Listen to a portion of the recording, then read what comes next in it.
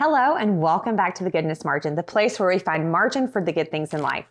Today's video is the third in our series of holiday prep from my perspective as a minimalist. And today I'm going to be answering your questions about receiving gifts. As a minimalist, you're trying to keep your home minimal, especially if you have kids. You've probably spent a lot of time going through their toys and minimizing them.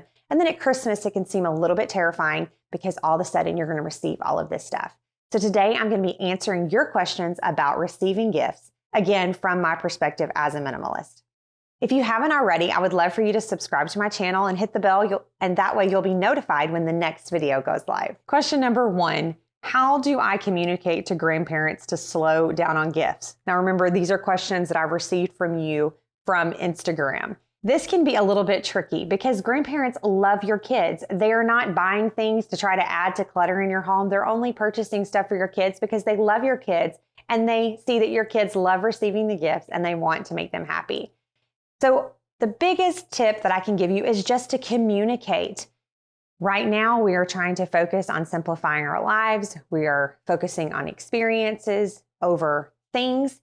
And so this year, we have created a gift list, and I want to share that with you. I know that for my parents and my husband's parents, they love that we take the time to sit down on Amazon and Target. Both of those are really easy ways for you to make gift wish lists. Your kids can even get involved in that. And then you can help to kind of cultivate that list to be things that your kids want, things they need, things that'll be useful for your family. So just communicate with them, give them ideas. You can't just say, hey, we want to be minimalist and leave it at that. What does that mean? That they're not supposed to purchase gifts for your kids? They want to do that. Don't take that away from them, but help them, help the people around you to know what is important to your family by creating a list for them. Communicate, communicate, communicate. That leads me right to the next question. Question number 2 is, how do I kindly tell my family or those that purchase gifts for us and my kids that we prefer experiences over things? This is just another way of communicating to people that this year we're really focusing on experiences over owning a lot of things, but you need to give them ideas. What is a favorite museum that your kids love to visit? What about the zoo? Where are the places that you want to take your family this year? Maybe if the grandparents are looking for something to give your kids, they could buy something that would coordinate with a trip. Say you're planning to go on a cruise or you're going to the beach. They could buy things for your kids that they would need for that trip. And so to kind of create some excitement for that upcoming trip. Maybe you could all go on a trip together as a family. So just communicate those things to your family, to your friends, give them ideas.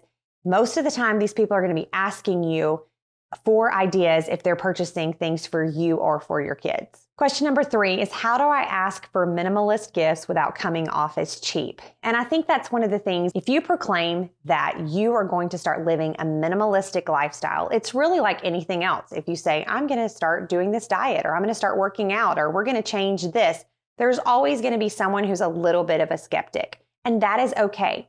But again, give them ideas. So our family has really worked this year to declutter our home.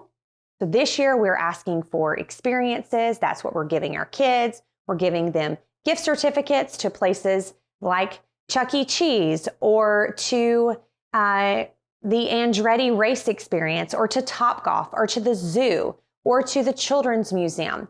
Things that they can go and enjoy and do rather than things that we're bringing into our house. So I think if you kindly communicate those things, you're not going to come off as cheap, but you have to know that, first of all, there will be skeptics and there's really nothing you can do about that. And number 2, when you start to show that that's the lifestyle that you're living, the people around you love you, they respect you, and I think that they will be happy that that's the decision that you've made, as long as you communicate that with them. Number 4, what are some ideas for when people buy your kids things that they don't need? That's really always going to happen. And even sometimes I think about for us for Christmas, when we're purchasing things for our kids, I still really enjoy giving gifts to my children. And I have to be careful to kind of hold myself back where I'm not sabotaging what we've been working on ourselves in our home to be minimalistic. One tip that I can offer is in the top of our laundry room cabinets. It used to be in the top of my daughter's closet, but then she got tall enough where she could stand on something and have access to that. I have a basket where I keep toys that she doesn't need right now. Maybe it's something that it's a duplicate of something that she already has. So what I will do with that is if we're going to be going on a trip or I want to give her something as like a little extra prize, I will go into that basket and I will pull those things out. Especially if you're going on a long trip, I'll take her backpack and fill it up with several of those things. And then we get in the car and 8 hours seems like a really long time to me, but especially to a 5-year-old. But then she opens her backpack and sees all of these fun, exciting things. And that is a really great way to utilize those things you received that maybe you felt like you don't want to store in your own home. Another idea is to rotate toys, especially if your children are younger.